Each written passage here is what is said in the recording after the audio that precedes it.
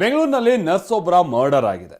ಆದರೆ ಮರ್ಡರ್ ಮಾಡೋದಕ್ಕೆ ಆದಂಥ ಕಾರಣ ಏನಿದೆಯಲ್ಲ ಅದು ಇಲ್ಲಿ ತೀರಾ ಬಾಲಿಶ ಅಂತ ಅನ್ಸುತ್ತೆ. ಯಾಕಂದ್ರೆ ಹೇಳಿ ಕೇಳಿ ಪ್ರೀತಿಸಿದಂಥ ಹುಡುಗನೇ ಆ ಯುವತಿಯನ್ನ ಕೊಂದು ಹಾಕಿರೋದು. ಪ್ರೀತಿ ಮಾಡೋ ಟೈಮ್ನಲ್ಲಿ ಎಲ್ಲ ಚೆನ್ನಾಗೇ ಇತ್ತು. ಅದಾದ ನಂತರದಲ್ಲಿ ಗೊತ್ತಾಗಿದೆ ತನಗಿಂತ ಆಕೆ ಸ್ವಲ್ಪ ದೊಡ್ಡವಳು ವಯಸ್ಸಲ್ಲಿ ಅಂತ ಹೇಳಿ. ಇದೇ ವಿಚಾರ ಗಲಾಟೆಗೆ ತಿರುಗಿ ಆ ಹುಡುಗಿನ ಈತ ಕತ್ತು ಹಿಸ್ಕಿ ಕೊಂದು ಹಾಕ್ಬಿಟ್ಟಿದ್ದಾನೆ. ಬನ್ನಿ ಅದಕ್ಕೆ ಸಂಬಂಧಪಟ್ಟ ಹಾಗೆ ರಿಪೋರ್ಟ್ ನೋಡ್ಕೊಂಬರೋಣ.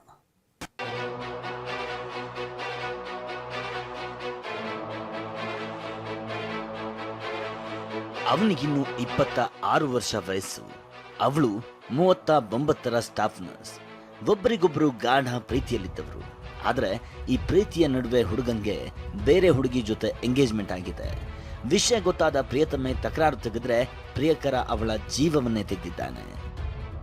ತನಗಿಂತ ದೊಡ್ಡೋಳನ್ನ ಪ್ರೀತಿಸಿ ವಯಸ್ಸಿನ ಕಾರಣಕ್ಕೆ ಗೆಳತಿ ಹತ್ಯೆ. ಪ್ರಿಯತಮೆಯನ್ನ ರಣಭೀಕರವಾಗಿ ಕತ್ತು ಕುಯ್ದು ಕೊಂದ ಪ್ರಿಯಕರ.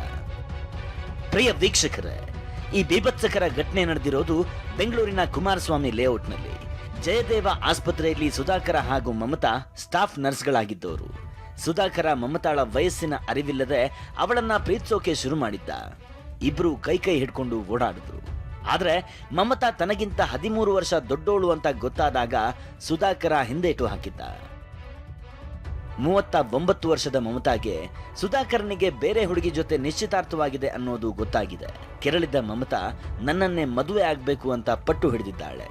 ಇಲ್ಲದೆ ಇದ್ರೆ ನಿನ್ನ ಮತ್ತು ನಿನ್ನ ಕುಟುಂಬದವರ ಹೆಸರು ಬರೆದಿಟ್ಟು ಸಾಯ್ತೀನಿ, ಅವರನ್ನ ಜೈಲಿಗೆ ಕಳಿಸ್ತೀನಿ ಅಂತ ಬೆದರಿಸಿದ್ದಾಳೆ.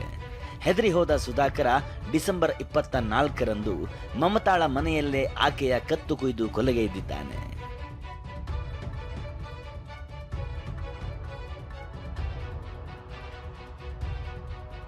ಆರೋಪಿ ಸುಧಾಕರ ಮಮತಾಳನ್ನ ಕೊಲೆ ಮಾಡಿ ಮೃತದೇಹ ಶಿಫ್ಟ್ ಆಗೋವರೆಗೂ ಪೊಲೀಸರ ಜೊತೆಯಲ್ಲೇ ಇದ್ದ.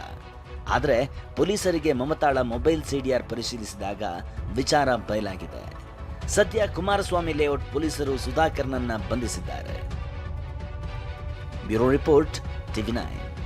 ಕೋಳಿ ಫಾರಂ ಅವ್ಯವಸ್ಥೆ ಬಗ್ಗೆ ಎಷ್ಟು ಗಲೀಜಾಗಿ ಆ ಮೊಟ್ಟೆಗಳನ್ನ ಮಾರಾಟ ಮಾಡ್ತಾ ಇದ್ರು, ಅಲ್ಲಿಂದ ಶಿಫ್ಟ್ ಮಾಡ್ತಾ ಇದ್ರು, ಆಮೇಲೆ ಕೋಳಿಗಳನ್ನ ಹೇಗೆ ಸಾಕಾಣಿಕೆ ಮಾಡಲಾಗ್ತಾ ಇತ್ತು, ಇವೆಲ್ಲದ್ರ ಬಗ್ಗೆ TV9 ವರದಿ ಮಾಡಿತ್ತು.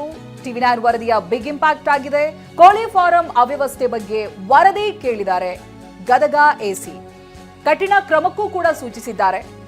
ಕೋಳಿ ಫಾರಂ ಅವ್ಯವಸ್ಥೆಯನ್ನ ಬಿಚ್ಚಿಟ್ಟಿತ್ತು ನಿಮ್ಮ TV9 ವರದಿಯನ್ನ ಆಧರಿಸಿ ಇದೀಗ ಎಸಿ ಕ್ರಮಕ್ಕೆ ಸೂಚಿಸಿದ್ದಾರೆ. ಕೊಳಕ ಆಹಾರವನ್ನ ಅದಕ್ಕೆ ಹಾಕ್ತಾ ಇದ್ರು, ಜೊತೆಗೆ ಯಾವುದೇ ರೀತಿಯಾದಂಥ ಸ್ವಚ್ಛತೆಯನ್ನ ಕಾಪಾಡಿಕೊಳ್ತಾ ಇರಲಿಲ್ಲ. ಸೊ ಇದು ಅದನ್ನ ತಿನ್ನೋರ ಆರೋಗ್ಯದ ಮೇಲೂ ಕೂಡ ಪರಿಣಾಮ ಬೀರುತ್ತೆ. ಇದು TV9 ವರದಿ ಮಾಡಿತ್ತು. ಅದಾದ ನಂತರದಲ್ಲಿ ಇದೀಗ ಕ್ರಮ ತಗೊಳ್ಳೋದಕ್ಕೆ ಎಸಿ ಸೂಚನೆಯನ್ನ ಕೊಟ್ಟಿದ್ದಾರೆ. ಇವತ್ತು ಮಾರ್ನಿಂಗ್ TV9ನಲ್ಲಿ ವರದಿಯನ್ನು ನೋಡಿದ್ದೀನಿ. ಗಜೇಂದ್ರಗಡ ತಾಲೂಕು ಹುಣಸಗಿರಿ ಗ್ರಾಮದಲ್ಲಿ ಒಂದು ಕೋಳಿ ಫಾರ್ಮ್ ಇದೆ. ಆ ಫಾರ್ಮಲ್ಲಿ ಈ ಥರ ಸ್ವಚ್ಛತೆ ಇರುವುದಿಲ್ಲ. ನಂತರ ಅದಕ್ಕೆ ಕೆಟ್ಟದಾದ ಪದಾರ್ಥಗಳನ್ನು ಕೋಳಿಗಳಿಗೆ ಹಾಕ್ತಾರೆ ಅನ್ನೋದು ದೂರು ಇದೆ. ಅಲ್ಲಿ ಸಿಕ್ಕಾಪಟ್ಟೆ ನೊಣಗಳು ಇದೆ ಅನ್ನೋದು ದೂರು ಇದೆ. ಧೂಳು ಇದೆ ಅನ್ನೋದು ದೂರು ಇದೆ. ಇವೆಲ್ಲವನ್ನು ನಮ್ಮ ಗಮನಕ್ಕೆ ಇವತ್ತು ಮಾಧ್ಯಮದ ಮುಖಾಂತರ ಅದು TV9 ವರದಿಯಿಂದ ನಾನು ನೋಡಿದ್ದೀನಿ. ಆ ಹಿನ್ನೆಲೆ ಒಳಗೆ ಅಲ್ಲಿ ಸಂಬಂಧಿಸಿರುವ ತಹಸೀಲ್ದಾರ್ಗಳ ಜೊತೆನೂ ಮುಖ್ಯಾಧಿಕಾರಿಗಳ ಜೊತೆನೂ ಕೂಡ ಮಾತಾಡಿದ್ದೀನಿ. ಅದರದ್ದು ಡೀಟೇಲ್ ವರದಿಯನ್ನು ಕೇಳಿದ್ದೀನಿ. ಆ್ಯಕ್ಚುಲಿ ಏನಾಗಿದೆ ಅಂದರೆ